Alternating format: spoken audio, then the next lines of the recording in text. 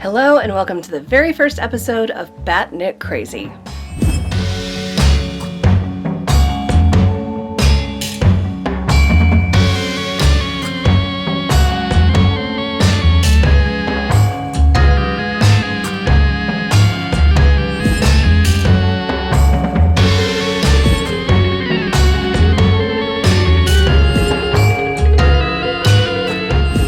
Hello and welcome to the very first episode of Bat Knit Crazy. I am Maggie. I'll be your host.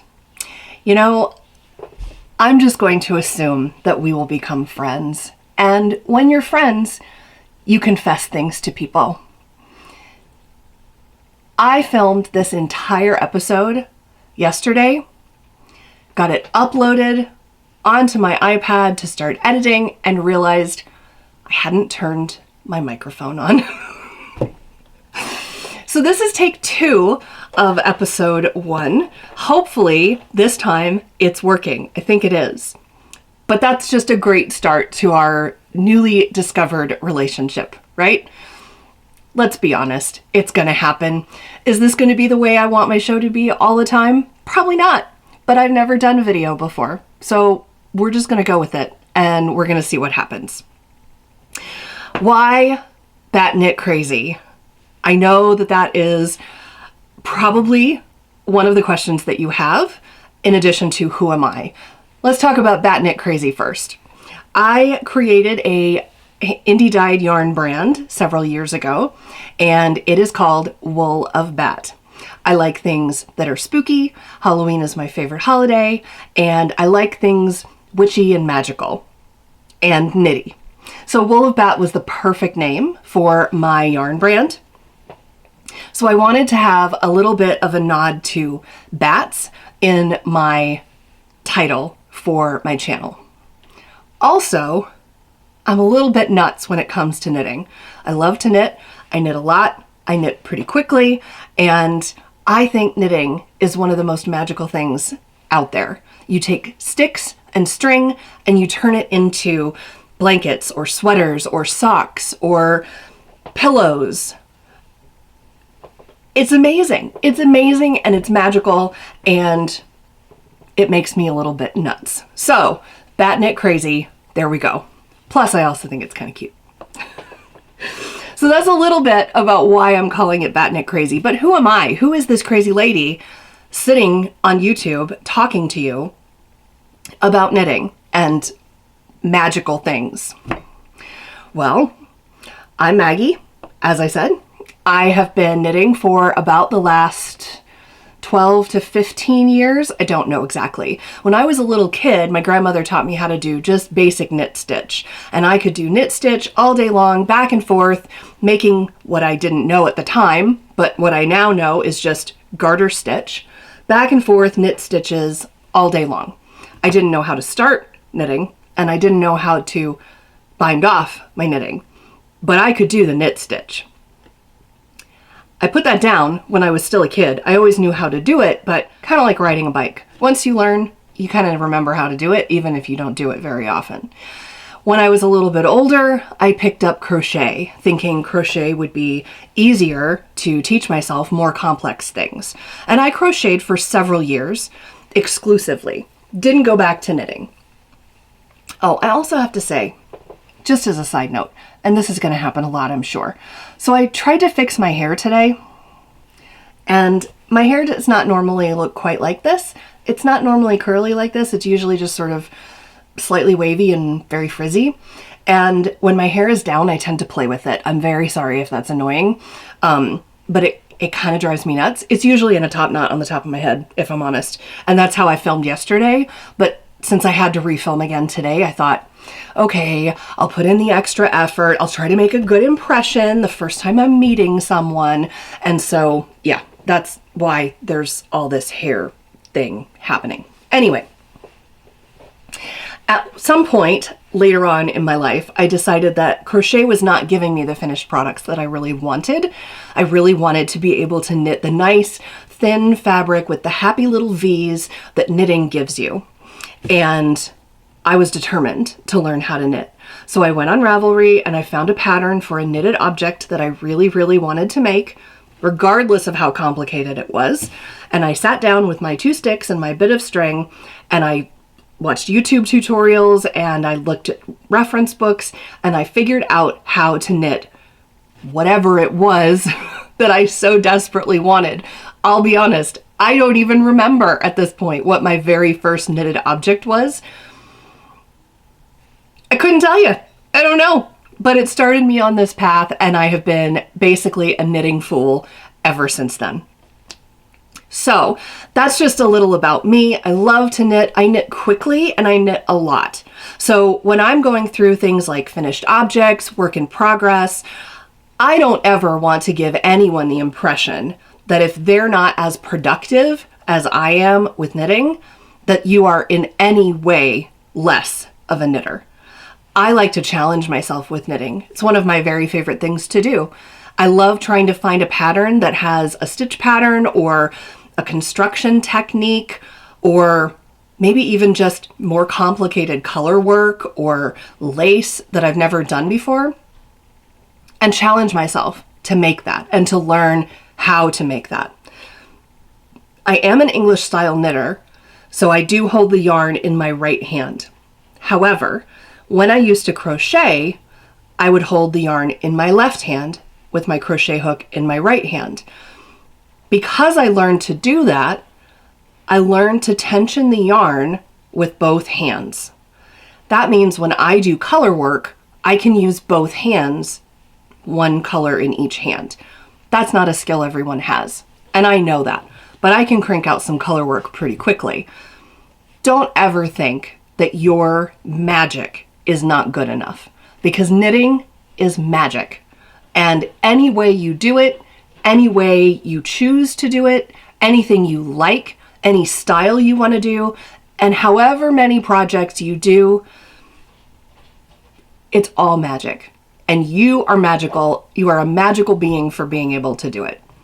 So please don't ever get the impression that I think you need to keep up with me. And there's probably some of you who are even faster and even more productive than I am with knitting. We're all on this path together, but we're all going at our own pace, and that is part of the beauty of knitting. So, first off, let's talk finished objects. We're just going to start with 2024 and items that I have finished since January 1st. That being said, I am wearing the only finished object that I have finished so far this year. This is the Halu sweater by Caitlyn Hunter. I'm trying to figure out how best to show this to you. So this is a lovely pattern. It's a sort of quasi-rounded V-neck. It also has the V in, which way do I turn? Which way do I turn? The camera is backwards to the way I would, this is my right hand. This is my left hand. And so it's, yeah, it's going to take me a bit. So it also has the V in the back. And it has this lovely lace pattern around the yoke that goes across the sleeves as well. Now I will say this pattern has bobbles. And I've done bobbles before on blanket squares or other projects like that, not on garments before. And I don't really like bobbles on garments. They look like little nipples to me. I can't help it. It's just a thing. I don't care for it. I like it in this pattern. It looks great. It's very cohesive and it's a beautiful pattern. But I think in the future I'm going to either steer away from patterns with lots of bobbles, or I'll simply omit the bobbles. Maybe put beads on instead. But I do think that this is beautiful. It also has a bit of the lace pattern on the cuffs right before you do the, before you actually get to the cuffs at the bottoms of the sleeves. It has the lace pattern, which again has bobbles. Now maybe I did my bobbles incorrectly, but a lot of them want to actually tuck into the fabric and not poke out. This has only had a bit of a steam block, which did really open up the ribbing around the neck. I was actually thinking to myself, I should have filmed the process of steaming the neck, because you could literally see the stitches just opening up and that ribbing just expanding and relaxing. And it was amazing. It was so neat.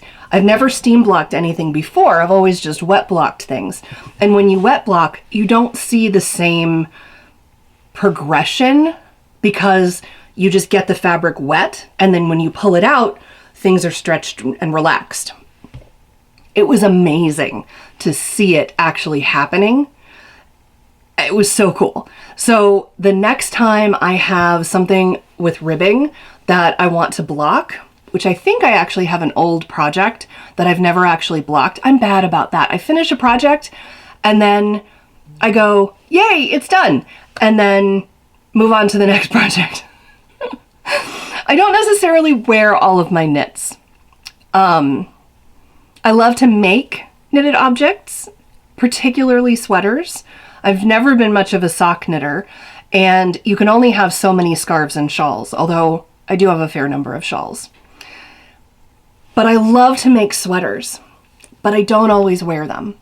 And there is one big reason for that, and that is that I have 4 cats. Yes, I'm that person. I have 4 cats, and all of the cats we have right now, my husband and I, no kids, my husband and I and 4 cats, and that fills the house quite nicely, thank you. All of the cats are named after Sherlock Holmes characters. So we have Sherlock and Mycroft, who are actually brothers.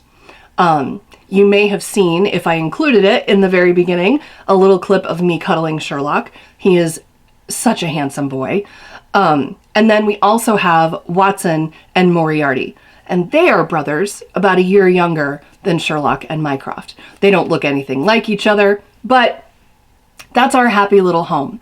However, with 4 cats, all of whom like to be cuddled, and I will not declaw, it does make me a little nervous about wearing hand knit objects. I realize that there are ways to fix picks and scratches and things, but if I just leave it on the shelf, it's not going to get picked. I do wear hand knits if I'm going out of the house. If I'm traveling, I love to take hand knits with me because I don't have that risk of cat claws. But I do have a bad habit of knitting things and not actually wearing them very much, which is one of the things that I am hopeful for this year, is to actually wear my knitted objects a little bit more. Now, I want to talk a little bit more about this before I get into more of my hopes for 2024 in terms of my knitting. And this is yarn that is actually, it was a test of a yarn base for Wool of Bat, my yarn store. And this base is a DK weight. The pattern for this actually calls for a fingering weight held with a mohair, which, quick side note, again, I told you this is going to happen a lot. I did not realize that the fingering weight and mohair thing, or the fingering weight and Suri alpaca, was such a huge thing until just a few months ago. I didn't know. I've not really been watching a lot of the knitting YouTube until very recently, and I have an Instagram account, but I don't really understand Instagram. And I look at patterns on Ravelry, and I've noticed there have been some that's the recommended yarn, or that's how the pattern is knitted up for the samples. But I didn't realize it was such a huge thing until I really got into watching knitting channels on YouTube, some of which have inspired me greatly to create this channel. So that's amazing. But I didn't realize that. And I started this thinking, okay, well, I don't want to do mohair because mohair will be scratchy. More on that later. So I had a few skeins of this beautiful DK base, and I wanted to try it. One of the rules about Wool of Bat is I don't like to sell yarn that I would not want to use. So frequently when I get a new base, I'll dye some of it in a color for a project I want to make, and make the project before I decide if it's actually a base that I want to stock. Because if I don't enjoy it, or if I have issues with it, I don't want to sell it to other people. So this base is beautiful. This is what I have left of one of the balls from making this sweater. And it is a beautiful, beautiful yarn. It really is. It has some halo to it. It's a single ply. It's not very firmly twisted. It's beautiful. However, I did not enjoy knitting with this. And I think that's because it is a single ply, but it's also very loosely twisted. It is a mixture of 40% superfine alpaca, 40% merino, and 20% silk. It's a lovely base. But because it's twisted so loosely, I ended up splitting a lot of stitches.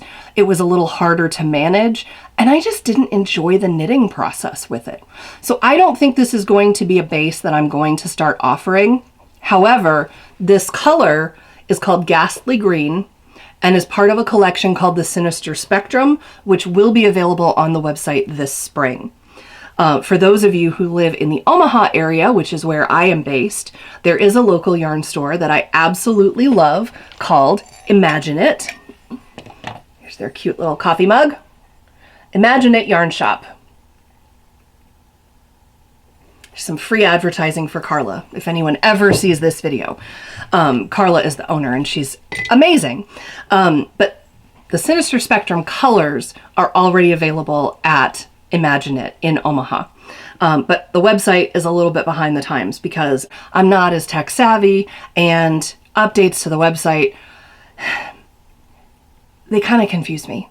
My husband works with computers all the time, all day, every day. It's what he does.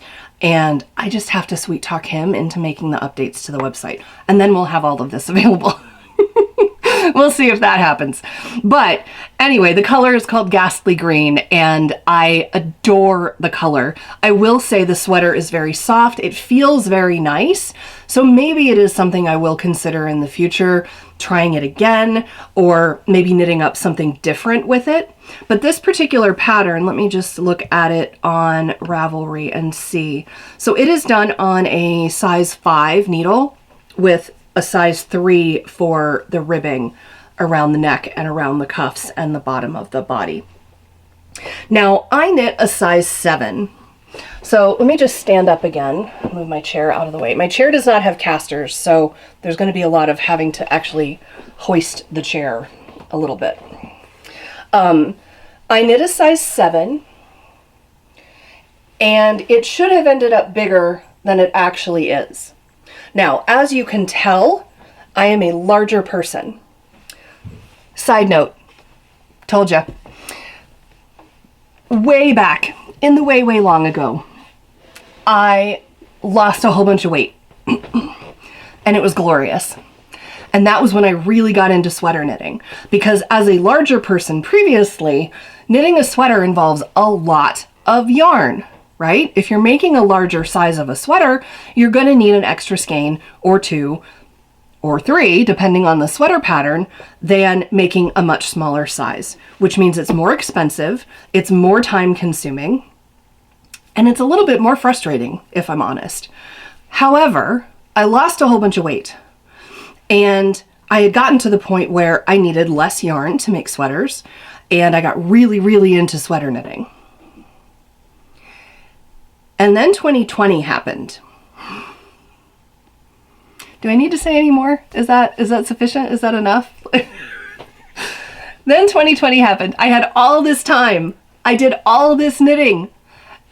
And I put on all the weight that I had managed to take off. So another reason why I'm not going to go through and show you all of my previous items is that there are quite a number of sweaters that I've actually been nervous to even attempt to try on, because some of them, a couple in particular that I can think of, I will be heartbroken when they don't fit. So I'm just not going to try them on, and we're just going to pretend. I will try them on at some point because I do want to wear them. But that being said, I am a larger person. We are working with, depending on the day and depending on the bra, somewhere around a 48-inch bust circumference. There's a lot going on. So I made the sweater size that should have resulted in a, we're scrolling, should have resulted in a 57¼ inch finished bust circumference for the garment. As you can see, there is no way there is 9 inches of positive ease here. Now, that being said, did I check gauge? Absolutely not. No, I didn't check gauge. Should I have? Yes, I know I should have. Could I check gauge now with my finished object? Absolutely. I am kind of curious how it came out that way, because this should have been much baggier on me. Now, I will say, and I am very proud to tell you, that this year I've started making gauge swatches. Knitting achievement unlocked. I have made gauge swatches for several things. The first thing is one of the things that I'm going to share with you a little bit later as a work in progress. The other thing is actually another thing I'm going to share with you as a work in progress. One of them, I made the gauge swatch, I blocked it, and I actually measured. I did 2 gauge swatches with 2 different sizes of needles. So I did the thing properly. The other gauge swatch I made with the suggested needle, I blocked it, but I didn't really measure it. I just sort of looked at it and went, yeah, it's fine. Now I will say, the thing that I sort of went, yeah, it's fine, is a casual cardigan. So it's close enough that I'm not concerned about the item not fitting properly. And it's sort of a casual look anyway. The other thing is actually a pullover, and I wanted it to be a little bit more close fitting. So as I ease myself into the idea of gauge swatching, I think I'm okay with my first couple. I think I'm pretty good with that. But I need to measure this to see how, and maybe with actual wet blocking, it will relax a bit more, but I don't think I'm going to end up getting 9 inches of ease out of this. I don't think there's any way that's going to happen. It does fit. I actually like the way it fits, so I'm not mad about it at all. But yeah, there's no way that this was correct. I'll be honest, I wouldn't have wanted it to have that much ease. Now that I've finished it and put it on, I wouldn't want it to be that baggy. But yeah, I like it the way it is. I'm actually trying to consider whether I even want to wet block it. I can't decide. I might wet block it, I might not. If I do decide to wet block it, I will report back and let you know if that did end up massively changing the gauge. I don't think it will. I don't think I'm going to get too much more out of this. And I'm happy with it the way it is. So it's not going to shrink. It might get a little bit bigger, and that would be okay as long as it doesn't become just a complete tent. Okay, so that is my only finished object. So let's talk about works in progress. All right, it's time for whips. I had to. So there is a small collection of things that were on my needles when we went into 2024. And I've made a list of them in my knitting journal, which someday will be a video of its own. But, so here's the problem. I like to knit things that are a bit complex, as I stated earlier. I like to challenge myself. And I love doing particularly sweaters with color work or lace or something interesting happening at the top. But what invariably happens with most patterns like that is you get to the point where you split for the arms, and then the rest of it frequently is basically just stockinette. And I love stockinette in the round. I adore it, but it bores the hell out of me sometimes. I need the right circumstance to want to just do stockinette in the round, right? I love the happy little V's. I love them. I adore them. That's why I love knitting so much, is I love seeing the happy little V's. But the miles of stockinette sometimes gets to me. And if I don't have engaging TV to watch or a social event to go to where I can just take my knitting, they end up languishing. So I have several sweaters that are sitting in a bin right over there, and the yokes are done. They've split for the sleeves. All that's left is the miles of stockinette. And I just haven't been returning their calls. I'm not totally ghosting them, but I just don't feel like talking to them right now. So they're over there in a bin. At some point, I'll get back to them. Luckily, they're pretty low maintenance, so they haven't been screaming at me too much. There's another thing that has been screaming at me that I've also been sort of ignoring calls from, but we'll get there. So there are things left on needles from last year, which I do intend to finish, and I do want to finish, but I'm waiting for that moment when I just want to do stockinette in the round for hours. That moment will come. It's just not here yet. But there was one project on my needle as I was coming into 2024 that I really do want to finish, and that is the Winter Star Cowl. Now let me get my knitting journal so that I can tell you a little bit more about this, at least who made it, who wrote the pattern. Okay, so the Winter Star Cowl is by Say Little Hen, and it is super cute. I'm gonna just hold this up. I have no idea if you can see it or if it's in focus because I'm blocking my own view of my viewfinder. I started with this light color. I'm working with a gradient. If the lighting is terrible, I'm sorry, I'm doing my best. I'm starting with a very light color of a gradient and working my way darker and darker, and I just finished the first dark section, and then I'm gonna go back the other direction.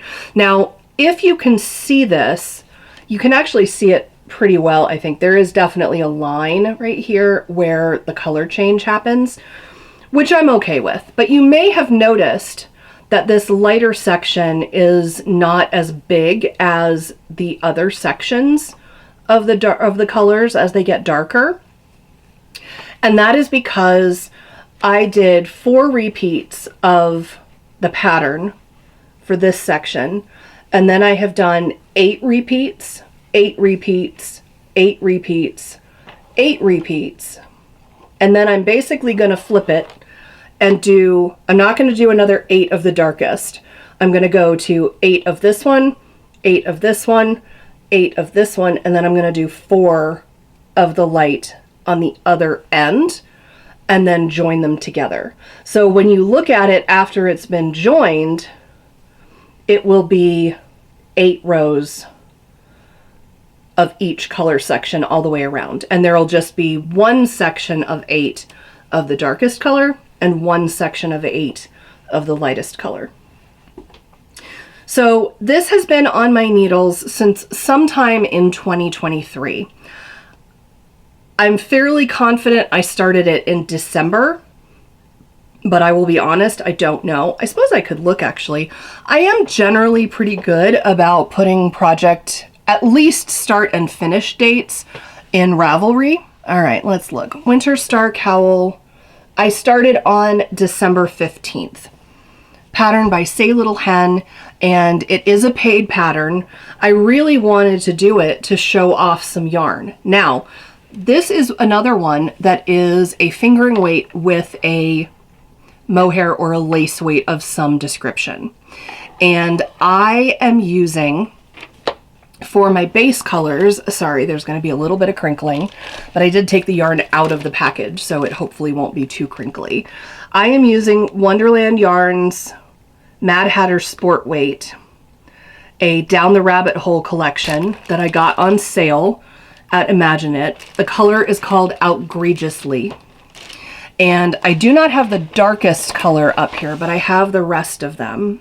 So here are the colors that I'm using. And again, there is a darker one that would be on the edge of this, but that one is, I think, downstairs somewhere. But I'm done with it, so I'm less concerned about it. But now I need to work my way back across these to get back over to the lightest color, and then I can graft it together. Along with these, now this is a sport weight, not a fingering weight, but it's a cowl. Like, how much does gauge really matter? How much does doing the exact number of rows matter? As long as it's long enough, and this is about halfway, as long as it's going to be long enough to go around my neck, which it will be, it doesn't really matter. So I'm doing this a little bit bigger. It says that you should be using a US size 7, which I am using. So it's a little denser maybe than it would be with a fingering weight, but that's okay. And I am pairing that with a Marvelous Mohair from Emma's Yarn. This is the December 23 colorway, which the light is terrible. The light is terrible. Let's try this. Let's try dimming that a little bit. That's a little bit better. So it's very hard to see, and I'm sorry, but it is a sort of silvery, very faintly blue color with little bits of browns in there.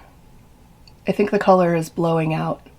Did I use that word right? Blowing out? Is that what that's called? I don't know. I only know that from watching YouTube videos. I've heard people say it, so I want to say it too and sound cool. But because of the little bits of like sandy brown color in there, I think it's giving this sort of an aged look, which I actually really like. I like things that look slightly falling apart, aged, a little bit distressed. I think that's really fun. I have several patterns in my favorites on Ravelry for things that look like they're basically sweaters where you have little sections where you drop the stitches and you let there be little runs in them and things. I have a very wide variety of tastes, and that's one of them, is the things that look, it goes along with the creepy spooky, right? And the Halloweeniness. I like that. So I'm not mad at all about the fact that it kind of looks like it's got little slightly dingy spots. And I'm really enjoying it. So I am done with my darkest color. I've cut that one off, and now I just need to join the next color and finish this up. However, one of the things that I was hoping to accomplish this month was to get this off my needles and finished. However, it's not clearly going to happen because it is already at the end of the month and it's a long way from done. If I really sat down and just did this, I could probably get it finished today, no problem. But I have other stuff that I'm working on, and one of the things that I will say about the star stitch that's used is there's basically to form the stars, you're working multiple stitches together. You're purling 3 together. And it hurts my hands after a while. So I can really only work on this for so long before I just want to put it down and do something else. So that's one of the reasons why it really hasn't been touched for several weeks. Plus, I've started working on other things, which I'm about to show you, and they have taken priority. So this is one that I'm reading their messages, but I'm not necessarily responding right away. So that is the Winter Star Cowl by Say Little Hen. Okay, the next thing, and there is another thing that I'm working on that I'm going to hold off and tell you about on the next episode. But one of the things that I had hoped to accomplish this year, I don't like saying goals when it comes to knitting. Knitting is a pleasure activity. It is something that we do because it's fun and we enjoy it. If we didn't enjoy it, we wouldn't do it. And to me, there's something about the language associated with the word goals, which is a little bit harsh for me. I think of goals as like SMART goals, right? They're specific, they're measurable, there's very specific things about them. There are some cases where I do have that kind of a knitting goal particularly when I'm trying to get a specific item done by a specific time for a specific reason. Again, we're working with specifics there. Everything else that I do, I really just do it because I enjoy it. And obviously I do want the finished product because otherwise I wouldn't be spending my time making it. But I don't like thinking of them as goals. As I was thinking about what I want to do knitting wise this year, I couldn't come up with exactly the right word. I think hopes, maybe, is a better word. Dreams. Aspirations. Inspirations. I don't know what the right word is, but I don't really like saying goals when it comes to knitting. So some of the things that I would like to challenge myself with this year, or accomplish this year, complete this year, are, there's a list. There's quite a list, and we'll go through that at some point. But one of the things was a blanket. Now, I have made some very small little like baby blankets, small throw blankets in the past, but really the only blanket that I've ever made, I actually made for my father several years ago. And it was astonishing. So there is a designer, and now I'm gonna have to look. Sorry if I keep referring to below you. But I have my iPad and I want to be able to tell you. So there is a designer who made, I believe, 5 different patterns for, yes, there's 5. The designer's name is Susan Woodley, and she has 5 different collections, which are all called Sherlock's Great Afghan Adventure.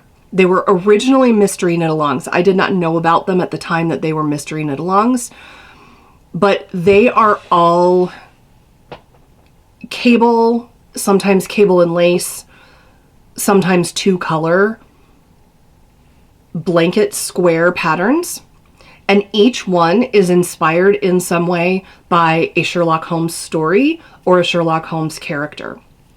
And obviously, since, as you know, all of our cats are named after Sherlock Holmes characters, I'm a big fan of Sherlock Holmes, and my father is also. So I decided to make a blanket for my father for Christmas one year. I would knit things for my mom year after year after year. Mom was easy. A shawl, a small sweater, double knit pot holders. There's a variety of things that would work for mom. But I struggled every year to try to think of something that I could knit for my dad, and could never come up with anything that I thought would be just the thing. And then I got the idea to do this blanket. It took me an entire year, not straight, but to make 12 blanket squares, all of which are different, all of which were super fun and very engaging. And then the blocking process for this was intense. I blocked every square separately. I attached them in rows of 3 and blocked those. I attached all 12 and blocked that.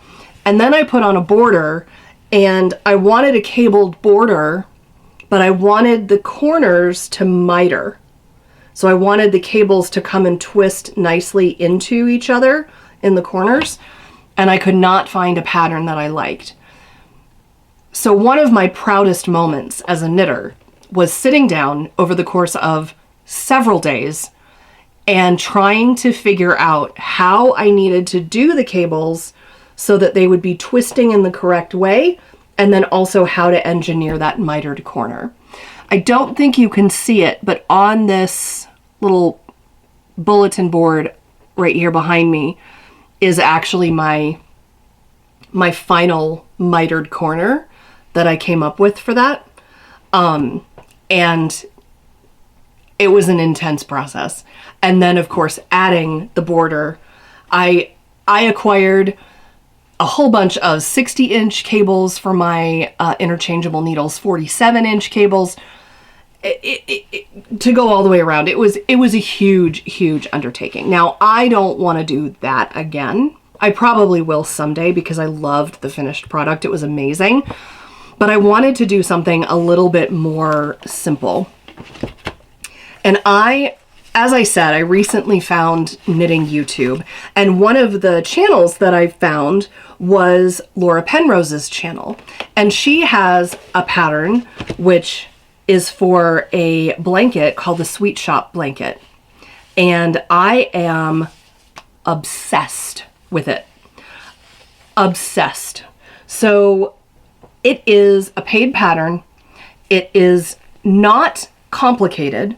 There is a little bit to consider when it comes to, or not consider, but there's a little bit of, you have to kind of pay attention as you are connecting the squares together for the first couple of times so that you sort of learn how that process is supposed to go. But this is the beginnings of my Sweet Shop blanket by Laura Penrose. Now, there's a couple of things that I will say about this. So what I have chosen to do is I am doing a marling technique. So the pattern calls for fingering weight held double or DK weight. I am doing fingering weight held double. And so what I'm doing, I do not have any of the first color left because I just used a mini skein and it used up all of the mini skein. I actually had to supplement it a little bit with something that was basically identical but slightly different. I don't think you can really tell the difference, but anyway, so the first square that I did in this corner is just the first color held double and then the main color. Now the main color that I'm using is, it's just gray Knit Picks palette. I think the color is called Sterling. This was actually from a sweater that I had started and frogged, which is why it's in this ball. But it does come in 50-gram balls that you don't have, it's not in a hank, so you don't have to wind it, which is great. And I'm just, to do it double, I'm pulling from both the inside and the outside of the ball, which gets a little twisted, but it works. So that is my main color. So in the first square, it's just the first color held double. And then the next little diagonal row of squares is the first color held with the second color. And then the next row of squares is just the second color held double. And then we have, I'm just going to hold it like this because it's kind of a lot to hold up. So, and it's getting longer. It's getting longer, it's getting bigger. So this is just color 1. This is color 1 and 2. This is just color 2. This is color 2 and 3. And then this is, no, 1, 1 and 2, 2, 2 and 3. Oh, yes, because we actually, I need you to see the other side of it. So this is just color 3. And then I have started adding on my next row. It's really hard to hold a blanket up when it's like this. So I've just started this row, this diagonal, and that is color 3 and 4. So that's what I'm doing. And I'm doing that to ease the transitions between them. I do have a little bit, I do have scraps of color 2, 3, and 4. So I can tell you that for color number 1, I used an Emma's Yarn mini skein in the color March 23, which is like this lovely yellowy speckled color. I had colors picked out for the whole thing, but there were a few that got very solid. They were very solid colors. And once I got into this a bit and saw how nice I liked you know, how I liked the look of the multicolors sort of playing with each other, I decided I didn't want to go with anything that became too solid. So I rethought that, and I took a trip to the yarn store and picked out a couple different things. But my second color is from Honey Girl Farms. This is what I have left of it. And I am not fussed because it's a blanket. As long as it's fingering weight yarn, I'm not fussed about exact gauge. I'm not fussed about fiber content, whatever. It's a blanket and it's fine. So this is actually 75% superwash merino and 25% mulberry silk. So this is very soft and it has a nice shine. And again, the colors are not the way you see them. They're kind of close, but just go with me. Lighting is hard. So this is the color Molly from one of their Harry Potter yarn clubs from, if the tag is correct here, November of 2020. I got this at a local yarn store in St. Louis. One thing that you will learn about me is as I travel to different places, I love seeking out yarn stores and looking for things that I can get at that yarn store that I can't get anywhere else. That's not to say that I don't ever buy something that I couldn't get anywhere else or brands that like I could order online. But when you're in a yarn store and you feel the squish and you see the colors in person, that's amazing. And I love my local yarn store. It's amazing. I actually have several, but Imagine It is the one I always go to. Another free shout out for Carla. But they don't carry everything. They can't. So, but this is one that I think is a local to St. Louis dyer. And I will put links to all of these in the show notes.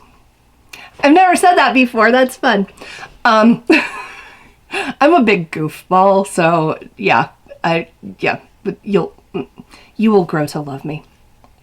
So anyway, that's the second color that I used. The third color is just a Malabrigo sock in the color Indonesia, which has the lovely blues and purples and a little bit of greens in there. Lovely, lovely. So that was color 3. And then color 4 seems like a very drastic change. But because I am marling it the way I am, I think it's going to be fine. So this is the Malabrigo Indonesia. This is the blend of Indonesia and the next color, which is from Northwood's Fiber, and it is called Swirling Leaves. It's a lovely pink and purple with some browns in there. It's fantastic. So these are the first 4 colors, along with my main color of the Knit Picks palette in Sterling. And I will have a total of 9 colors. So I believe the way I had figured this was I was going to end up with 1, 2, 3, 4, 5, 6, 7, 8 blocks, 9 blocks. 9 blocks by 9 blocks, so it'll be square. So I am almost at the halfway point because I'm at the row that is 7 blocks. I kind of want to make it bigger than this because it's only got 2 more blocks after this, which is going to make it... Do I have a tape measure handy? I should have a tape measure handy, but do I? Of course not, because that would make sense. Doesn't matter. I'm going to estimate that this is, if I have, let's see. Okay, if 4 blocks is roughly 3 feet-ish, then 9 blocks is going to be, it's not going to be over 6 feet. That's ridiculous. I don't know. I'll measure it at some point and tell you. But I'm planning to do 9 by 9. So I'm almost halfway done. And I do have my yarn colors picked out for the rest of it. I have 2 more squares on this row to do. And then I will be moving on to just this one held double. Now, as I said, I am obsessed with this pattern. I adore it. I love it. It's super fun. It's very addictive because every square that you finish, it's like a lovely little snack. This is so snackable. I keep telling my husband this is my potato chip knitting because like it's so satisfying because you get that little dopamine hit of having finished something with every single square, and it's glorious. However, thus far, I've only been showing you the front. And I must say, on this half, I have woven in the ends and it's beautiful and it's lovely. And is it perfect? No, of course not, but it's pretty good. I have not woven in the ends on the back. And as you can tell, there are a lot of ends in every join. A lot of ends. Now, some of these are really long, and they're very long for a reason, and I'm going to share that in just a minute. But it's a lot of ends to weave in. So my thought was I would wait to weave in ends until all 4 of the squares around a join were completed. So like, for example, and this is really hard to manipulate, but just go with me on this. We'll do this. We'll put it up on my arm like this. Okay, so right here, right, oop, this way, I have all these ends, right? And this square, this square, this square, and this square are all finished. So there's not going to be any more ends added in here. And I have options for all of these places that I could weave these in. So if I were to weave in, for example, the ends down here, nope, not there, here, right here, there's still a hole here. There's going to be another square down here, and I just don't really want to do that yet. So that's my thought. I don't know if I came up with that thought largely to be able to logically procrastinate weaving in my ends. She does say in the pattern, do not wait until the end to weave in your ends. Weave them in as you go. I do not enjoy weaving in ends.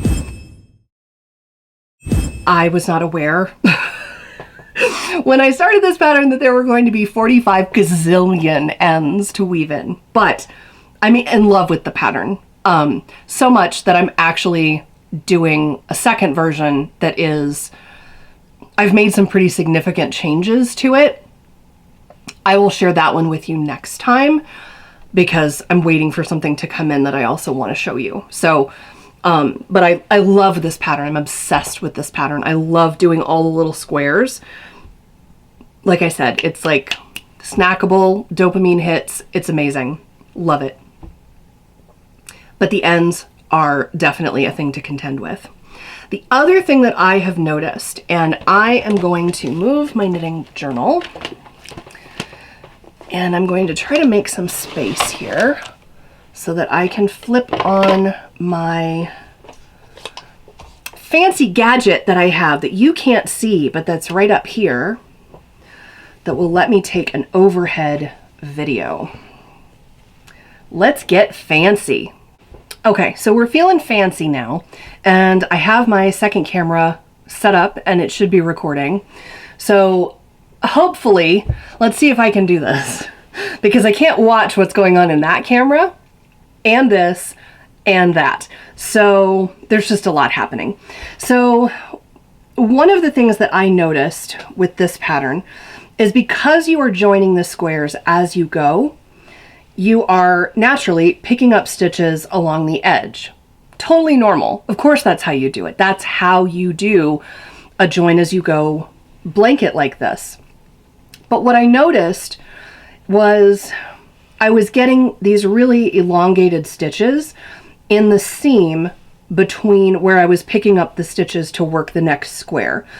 And I didn't like that. And in this case, because this particular square, you've picked up stitches not only from one square, but from two, because this is one of the squares on the inside, you have these elongated stitches on both sides. It's just something that just sort of happens when you pick up stitches this way. But I didn't like it. So I figured out a way to pretty easily tighten that up before you go on. This is not mentioned in the pattern, at least not that I could find or see anywhere. And she does mention tightening up, pulling on some of your strings if you notice that something is too loose, but not specifically in the context of after you're done with something, then cinch it all up before you weave in the ends. So I'm gonna say this is a thing that I figured out. I'm sure other people have done it. It's not an original idea, but I wanted to share it with you. Side note, I don't intend for this channel to be a tutorial channel, but when I figure out a little trick, a little tip, show you something that I do that I think maybe a lot of other people don't do, I will share those things with you. But there's tons of good channels out there for tutorials if that's what you're looking for. That being said, let me do a tutorial for you on what I do to cinch up these stitches. Oh, we're a mess today. Okay, so I'm gonna flip this over to the back. So here is my square. You can see all these ends here that I need to weave in. But you can also see that I have some ends right here that are from the cast on, the pick up and knit area here. And then in this corner, I hope you can see this, I also have some string right here that is from where the other end of where I was picking up and knitting to join these two squares. So what I'm going to do, I'm going to start on this side, is I'm actually just going to grab this string, and I found that it is easiest if you sort of put your hand on the stitches. I just stick my finger along the join because I don't want to put too much tension. I want there to be sort of even tension down as I pull on this string. But here's what it looks like, just to remind you. Here's what it looks like before I make any adjustments. It's all loose and sort of, it gets looser the closer you get to that loose end. The stitches get even wider. So I'm going to flip it over to the back, grab these strings, just the ones that are from my pick up and knit. I'm going to put my finger over this seam, and I'm going to try to move it so you can sort of see what's happening. But as I pull on this, this is actually, and I'll try to hold it this way, it's actually cinching up these stitches right here. So I've only done part of it, but you can see right here, it's pulled tighter, and then the rest of this is still looser. So I'm just going to flip it over to the back, and I'm going to grab this string, put my hand over it, and just pull nice and tight until I can feel, and you can feel this string moving inside your knitting until its movement goes down to this corner. Okay, so I can feel it, it's tightened up all the way to the corner. I don't want to pull it too hard because that would just, I mean, if I pulled it really hard, it would cinch it like that. And that's not what I'm after. I just want this to be nice and smooth and tight. And so now if I go to the other side and look, that now nice and tight. I can do the same thing on the other side if I just move this around. And I really hope you can see this. So you have to find the right string, right, obviously. And you can kind of tug on it to see, yep, that's tightening up this last pick up and knit stitch. If you're not sure, if you just look for this last one that generally gets really elongated, you can actually pull on it and see which strings are moving. And so I'm going to grab that, I'm going to put my hand over it, and I'm just going to pull gently but firmly until I feel that all the way down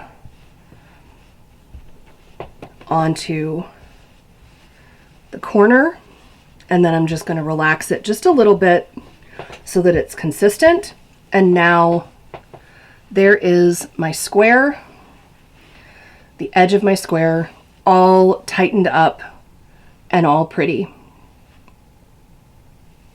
So that is one trick that I sort of came up with Like I said, I'm sure it's not unique to me. I'm sure plenty of other people do it, but one of my frustrations as I was working on this was seeing that I was getting good squares. The little triangles that make up the squares were very pretty and it was all lovely, but then there were these places where there were just these gaps between, the big gaps between the squares that I didn't want. So little tip about how to tighten that up, but I highly recommend this pattern. It is a paid pattern. It's well worth it. The construction is fun. The color choices, I mean, anything. This would be such a fun thing to do with leftovers, scraps, minis, advents, you know, and as long as your yarn weight is consistent through the whole project, I really don't see any reason why you couldn't do this in any weight.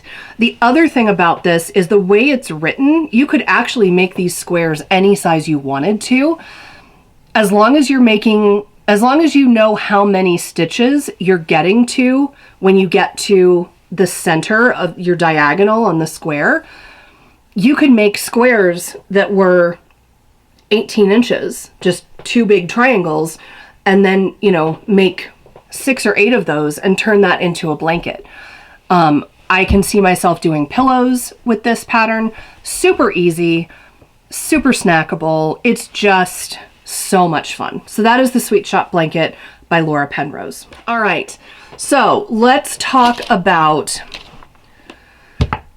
my new obsession. So there have been a lot of YouTube channels, knitting YouTube channels that I have found recently.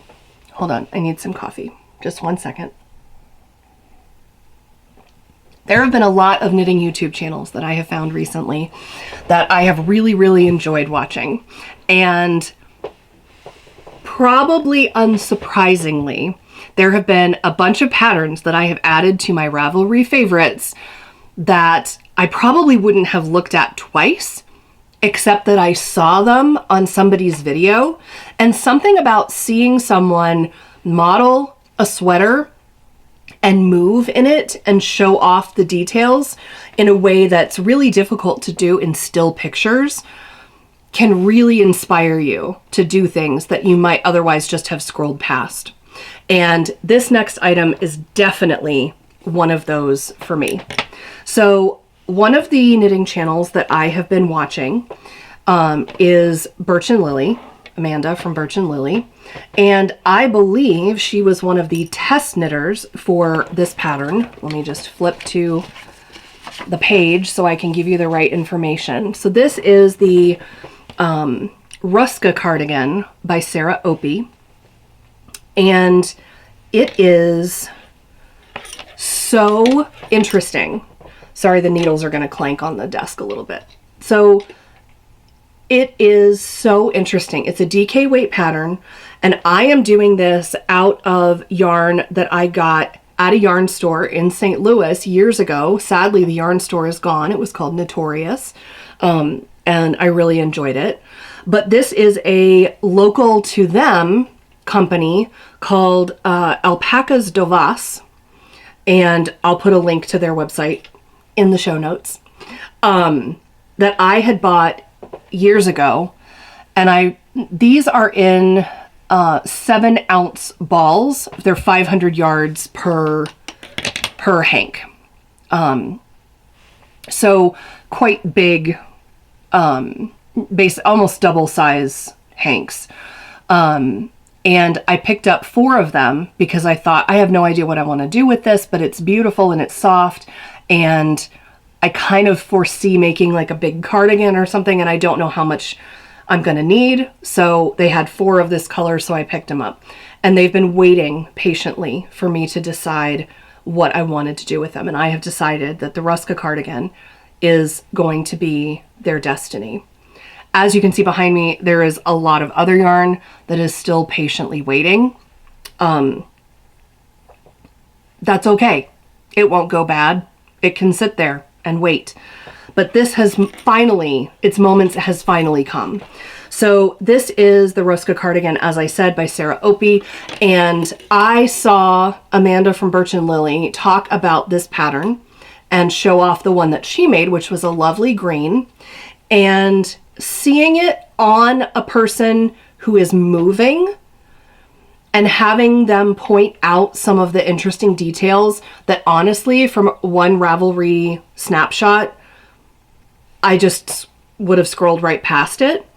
But there was something about it that made me want to make it. So thanks, Amanda, if you ever see this. The construction of this is so unique. I have never done a sweater like this before. I mostly do top-down raglan. I've actually never done a bottom-up sweater or a pieced sweater.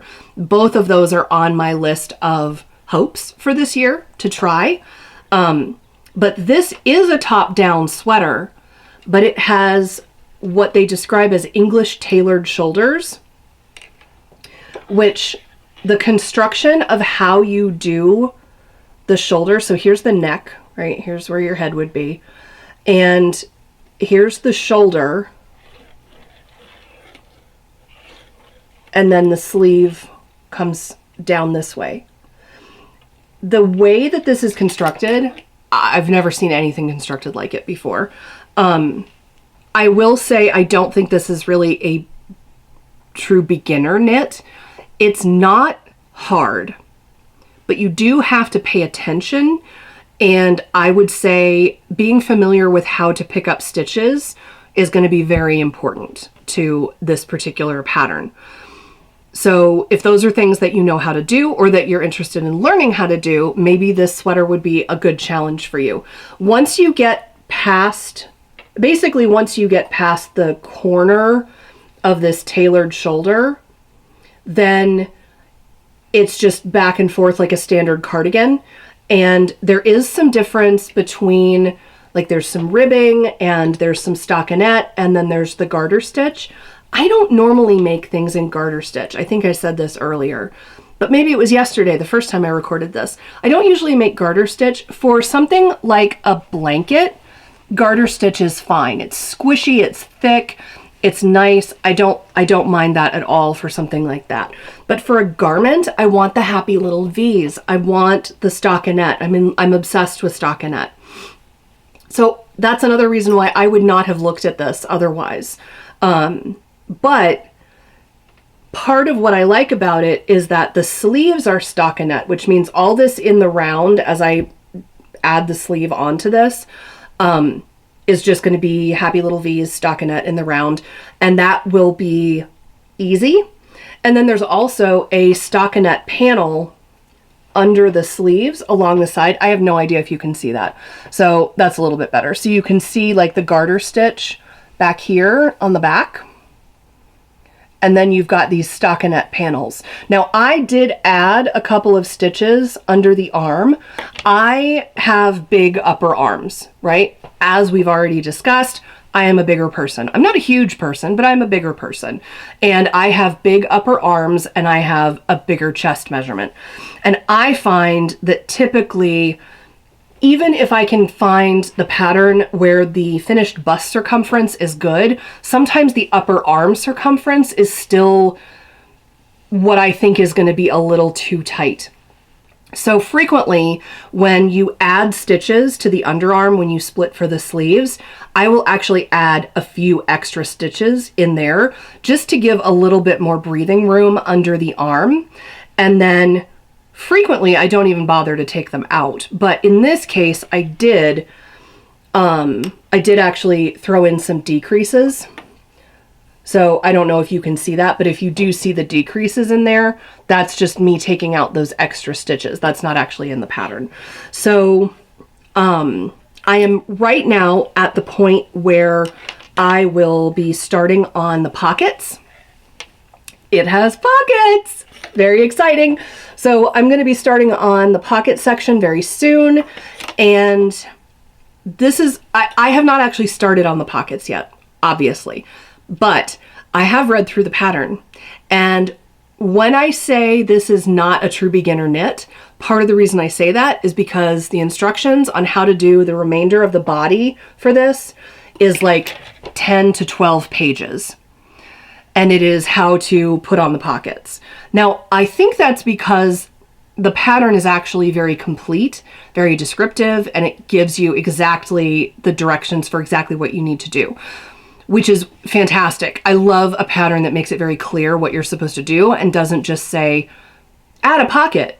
Like, I want to know what you're envisioning for this pocket. But I do think that the pocket construction is going to be perhaps a little more complex than other pocket constructions. I think it'll be beautiful when it's done. But this has sort of taken over my life because in a couple of weeks, I'm going to be traveling for work to California. I live in Omaha, Nebraska. I think I mentioned that earlier, where it is generally super cold in the winter and super hot in the summer. And there might be a week or two in between where it's lovely and temperate. But I'm going to be going to California and it will be in February, so it will be cool, and especially in the evenings where we're going to be, which is more out in the desert, not right on the coast. It will get cool in the evenings, but not cold. So I really want to get this done so that I can take it with me. So in the evenings, I can throw this on over whatever I'm wearing for the day and just have it be a light layer. This is actually fairly thin. If I put the light, so I have a light above me for the other camera, but if I put this here, you can probably see. Can you see it? I don't know. Can you see? There's light coming through it. So you can kind of tell this is actually going to be a fairly light layer, which I'm totally okay with. When I block it, I do expect that alpaca will puff up just a little bit. And it is, what is it? It's 85% Suri alpaca and 15% merino. No superwash. So I do expect it will puff a little bit, so some of those openings will fill in. There's cat fur in this all over the place. That's just a thing that happens in my life. I've come to accept it. Every once in a while there's like a big long one that I can pull out, but there's so much fluff in this house. Between my hair, 4 cats, and my knitting and spinning habit, there is fluff absolutely everywhere at all times. It's just what my life is like. But I want to get this done. I leave 2 weeks from today, and I started this sweater a week ago. This is when I say, don't feel that you need to compare your speed to mine. I've spent a lot of time on this in the last week, and I am a fast knitter. So this is a week's worth of knitting to me. And then I've also done a little bit on that blanket and then the blanket that we're going to talk about in a future episode. So I knit fast, I knit a lot, and that's just how I am. But I don't think I'm going to have any issue getting this done in the next 2 weeks. But this has been my number one for the last week since I started it, which means that my other whip is probably going, did I do something wrong? Why is she not talking to me? But here is, oh, I did grab one. I thought I grabbed one of the palette balls to show you, and then it wasn't on my desk here in front of me, and so there's fluff flying around. So it's not called sterling, it's just called silver. This is for the Sweet Shop blanket as my main color. So my other true love that I had started and then brushed aside when I got a better offer from the Ruska cardigan is called What the Fluff. Now, on my list of things I want to try this year, one of them was a dropped shoulder. I think I talked about this. I want to do a pieced sweater. I want to do a bottom up sweater. Most of the things that I've done have been either a round yoke or a raglan. I'm doing the English tailored shoulder for the Ruska cardigan, but I also wanted to do a drop shoulder just to try different constructions because I've not tried them and I like to challenge myself and try new things. So What the Fluff is a drop shoulder construction, and it also uses fingering weight and mohair. Now with the Winter Star Cowl, that was sort of done as a test to see how I would feel about the mohair thing and if that was really something that I wanted to do. And pretty quickly after starting that, I decided it was. Let me grab the yarn that I'm using for this so I can show you. Grab one that has a label. Okay, so for my What the Fluff, here it is. It is a V-neck, dropped shoulder, and it is fingering weight held with mohair. And I am using Dream in Color Smooshy with Cashmere in the color Fancy. Which I don't really like. I'm big on color names, and that's not, sometimes I buy yarn based on the color name and not on what color it is. That's not a name that would have drawn me to it, but I did like the color. And then I'm holding that with Rowan Kidsilk Haze in the color 718. I think it's technically called Plum, but it doesn't say that anywhere on it. But anyway, I'm holding these two together. Obviously, because lighting is hard and cameras are weird, this, you're not seeing it in the totally true color that it actually is, but it's pretty close. So I'm holding those together to do this. Now I have already gone through 2 balls of the mohair, and actually part of the reason why I stopped knitting on this was I came to the end of my current ball of mohair and the rest of it was all up here and this was downstairs, and I was too lazy to come upstairs and get a new ball. So instead I just started a new project because that's how I roll. But I don't know, I only have 3 more balls of the mohair. And I don't know how much more, I mean, I don't want it to be cropped. I am not one of those people who wants to show my stomach. I don't care. There's muffin top things happening. No, nobody needs to see that, including me. Plus, I'm a redhead, a very fair skin. Nobody needs to see my stomach. The beacons are lit. Gondor calls for aid. Like, it's real, okay? So, I don't want it to be cropped, but I'm not sure how much more length I need to add from under the arm. I mean, it says in the pattern, but again, I have not been returning her calls, so I don't remember off the top of my head. What I will say is I made myself a cute little progress keeper because I was so enamored of everybody having progress keepers. Now I have a lot of stitch markers, removable, not removable, all sorts, but I decided I wanted to make myself a cute little removable stitch marker with a little like disco ball-y kind of thing. So I am going to put this on my knitting, if I can figure out how to get it open. I'm going to put this on where I am right now. And then the next time we talk about her, we can see how much love she's been getting. So there we go. That's on there. And we will talk about her more later. I am really, really enjoying knitting this. It is super soft. This is the one that I did a gauge swatch. I blocked it and I measured it.